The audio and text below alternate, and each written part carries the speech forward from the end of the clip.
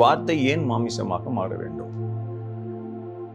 பாவத்தில் இருக்கக்கூடிய மக்கள் ரட்சிப்பை பெறும்படியாக வார்த்தை மாமிசமாக மாறுகிறது. வார்த்தை ஆண்டவர் இயேசுவின் வடிவில இந்த உலகத்துக்குள்ளாக வருகிறது. உங்களுடைய என்னுடைய வாழ்க்கையில காணப்படக்கூடிய பாவம் என்கிற இருள், சாபம் என்கிற இருள், ஒருவேளை வாழ்க்கையில வெவ்வேறு கஷ்டங்கள் மத்தியில் நம்ம போய் கொண்டிருக்கலாம், கண்ணீரின் பாதையில போய் கொண்டிருக்கலாம்.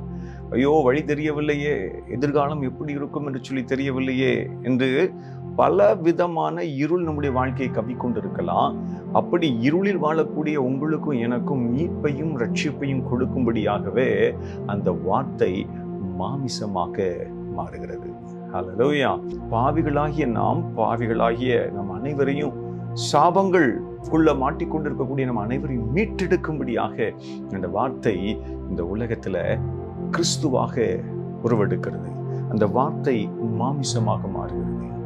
இருளில் உள்ள ஜனங்களுக்கு மிகப்பெரிய வெளிச்சத்தை கொடுக்கும்படியாக அந்த வார்த்தை மாமிசமாக மாறுகிறது.